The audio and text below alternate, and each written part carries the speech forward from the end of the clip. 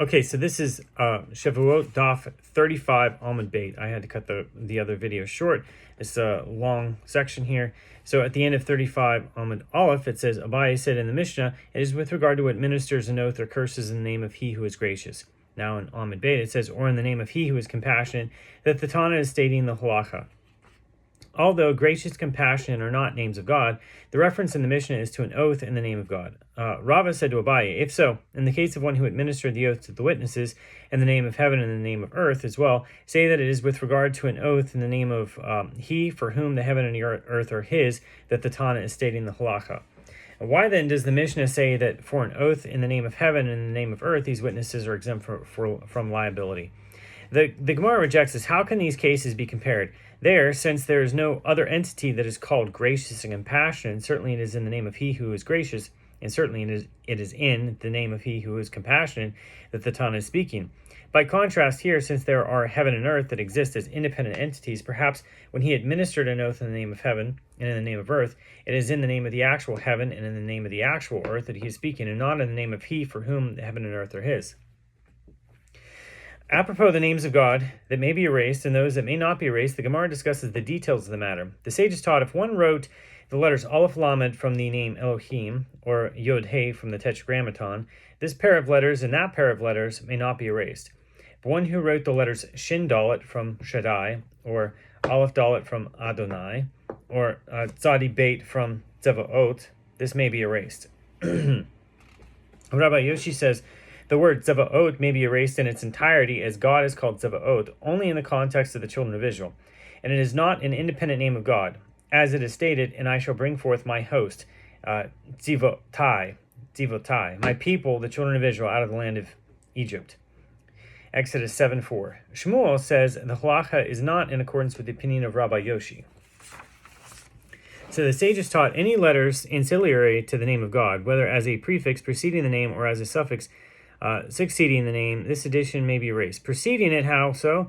If one wrote the Tetragrammaton with the prefix Lamed, meaning to the Lord, the Lamed may be erased. The Tetragrammaton with the prefix Beit, meaning by the Lord, the Beit may be erased. The Tetragrammaton with the prefix Vav, meaning in the Lord, the Vav may be erased. The Tetragrammaton with the prefix Mem, meaning from the Lord, the Mem may be erased. The Tetragrammaton with the prefix Shin, meaning that the Lord, that Shin may be erased. The Tetragrammaton with the prefix He, meaning is the Lord, the He may be erased. The Tetragrammaton with the prefix Kaf, meaning like the Lord, the Kaf may be erased. Succeeding it, how so? If one wrote Eloheinu, meaning our God, the Nun Vav suffix may be erased. Elohehem, meaning their God, the He Mem suffix may be erased. Elohehem, meaning your God, the second person plural, the Kaf Mem suffix may be erased. Acherim, saying the suffix, Acherim say, the suffix succeeding the name of God may not be erased, as the name of God to which it is appended already sanctified it, and is considered as though it is part of the name. Rav Huna says the halacha is in accordance with the opinion of Acherim. So Avraham, who cursed Naboth in Gibeah of Benjamin, Solomon, Avraham, who cursed Naboth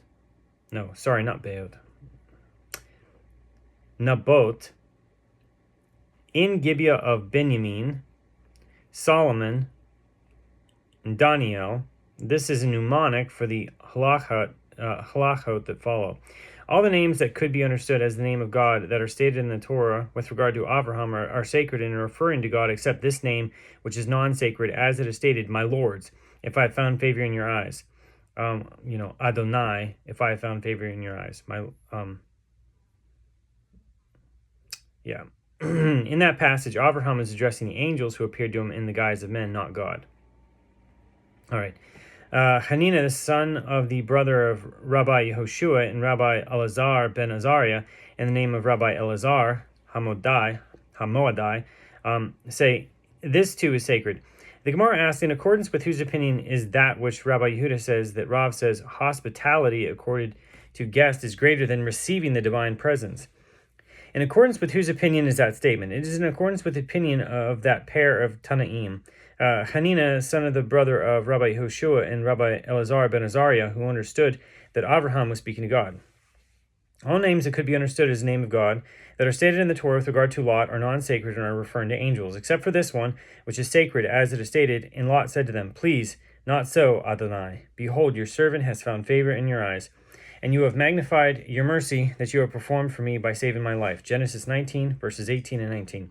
It is apparent from the context that Lot is addressing he who has the capacity to kill and to vivify, that is the Holy One, blessed be he. All names that are stated with regard to Naboth are sacred. In the verse, such as in the verse, Naboth blasphemed Elohim and the king. 1 Kings 21:13. And those stated with regard to Micha are non-sacred and referring to the graven image that he fashioned. See Judges chapters 17 and 18. Rabbi Eliezer says, indeed, all names that are stated with regard to Naboth are sacred, but those stated with regard to Micha, some of them are non-sacred and some of them are sacred. The names beginning with the letter Aleph Lamed, such as Elohim, are non-sacred, as the reference to the idol that he crafted, and all the names beginning with the letters Yod He, such as the Tetragrammaton, are sacred, except for this name that begins with the letters Aleph Lamed, and it is sacred all the time that the house of Elohim was in Shiloh. Judges 18:31. All names that are stated in the passage concerning Gibeah of Benjamin, where the rest of the tribes consulted God to determine whether they should go to war against the tribe of Benjamin. See Judges chapter 20. Rabbi Eliezer says they are non-sacred as they were consulting an idol, not God. Rabbi Yehoshua says they are sacred. So Rabbi Eliezer said to Rabbi Yehoshua, how can you say that those names are sacred? Does God promise and not fulfill the promise? Twice the tribes received the response to go to war against Benjamin, and twice they were vanquished. Rabbi Yehoshua said to Rabbi Eliezer, that which God promised he fulfilled. In each case, he responded to the question. The first time they consulted God through the Urim and Thummim, but they did not seek to ascertain if they are to triumph in the war, did not seek to ascertain if they are to triumph in the war, or if they are to be defeated. In the last time they are consulted God through the Urim and Thummim, where they sought to ascertain whether they would emerge triumphant, they consented in heaven to their endeavor, as it is stated. In Pinchas, son of Elazar, son of Aaron, was standing before it in those days, saying, shall I yet again go out to battle against the children of Benjamin, my brother, or shall I cease? And the Lord said, go up, as tomorrow I will deliver him into your hand. Judges 20, verse 28. All mentions of the name Shlomo that are stated in the Song of Songs, such as the Song of Songs that is Solomon's, or Shlomo's, that's Song of Songs 1:1, are not references to King Solomon. Rather, they are sacred, meaning a song to the one for whom peace, or Shah Shalom, is his, except for this mention.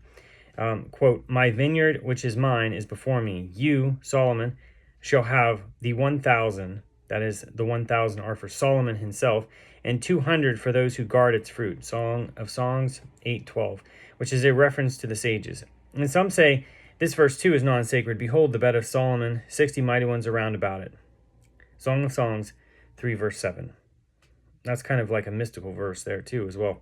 So the Gemara asks, does this mean this verse too is non-sacred, and it is not necessary to say that the verse cited earlier is non-sacred? But that which Shmuel says, a monarchy that kills one of every 6 individuals in the world is not punished for doing so, as that is the prerogative of a monarch, as it is stated, my vineyard, which is mine, is before me. You, Shlomo, shall have the 1,000, this is the reference to the monarchy of heaven, and 200 for those who guard its fruit. This is a reference to the monarchy of earth. Of the 1,200 mentioned in the two parts of the verse, 200 or 1/6 are the prerogative of the earthly monarch. Shemuel, who interprets the mention of Shlomo in this verse as referring to God, holds neither in accordance with the opinion of the first Tana nor in accordance with the opinion introduced with the term some say. Both Tanaim agree that the reference in the verse is to Solomon and not to the Holy One, blessed be he. Okay. I apologize if all those different quotes were hard to follow. But anyway, rather, Shmuel cites a different version of the opinion introduced with the term some say, according to which this is what it is saying.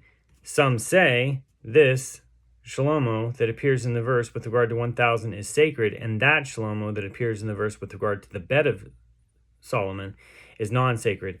And it is Shmuel who states his opinion in accordance with the opinion introduced with the term some say. Okay, so anywhere it says some say, it's kind of referring to Shmuel. Okay, so all kings that are stated with regard to Daniel are non-sacred, except for this one, which is sacred.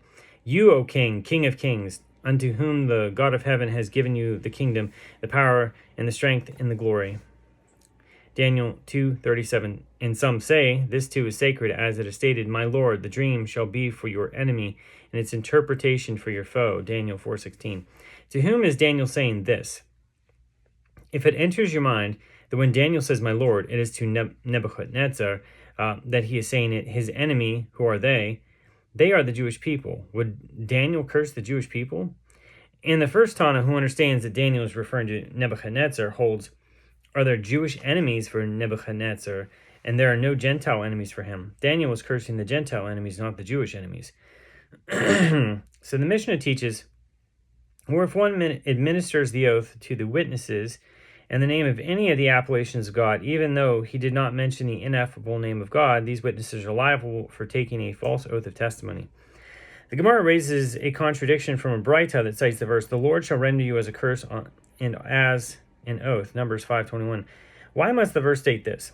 Isn't it already stated at the beginning of the verse, and the priest shall administer to the woman with the oath of cursing? Due to the fact that it is stated with regard to an oath of testimony, and he heard the voice of Allah, Leviticus 5:1, one may infer Allah is stated here with regard to an oath of testimony, and Allah is stated there with regard to a sota.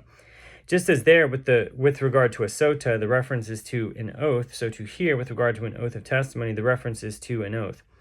And just as there, the oath is administered in the name of God, so to here the oath is administered in the name of God. This is contrary to the Mishnah, where the ruling is that an oath of testimony may be administered even in the name of appellations of God. Abaye said this is not difficult. This Baraita is the opinion of Rabbi Hanina bar Idi, and that in that Mishnah is the opinion of the rabbis, meaning the majority.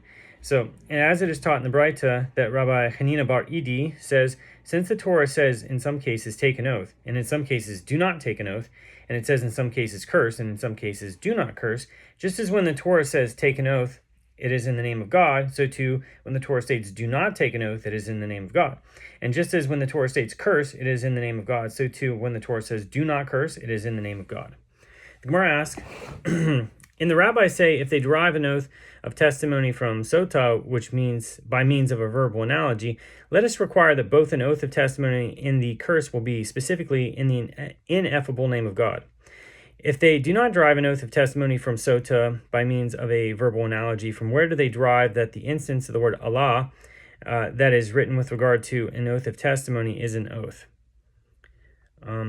And that Allah is, it's Aleph Lamed Hey, so just so you know. So the Gemara answers, they derive it from that which is taught in a Braita. It is written with regard to an oath of testimony, and he hears the voice of an Allah. Leviticus 5:1.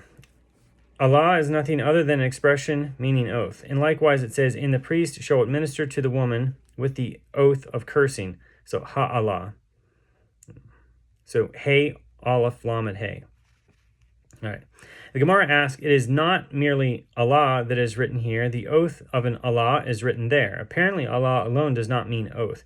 The Gemara explains that this is what the Tana is saying, and he hears the voice of an Allah. So Allah is used only when accompanied by an oath. And likewise, it says, and the priest shall administer to the woman with the oath of cursing. And that is the end of Daf 35. Thanks for watching.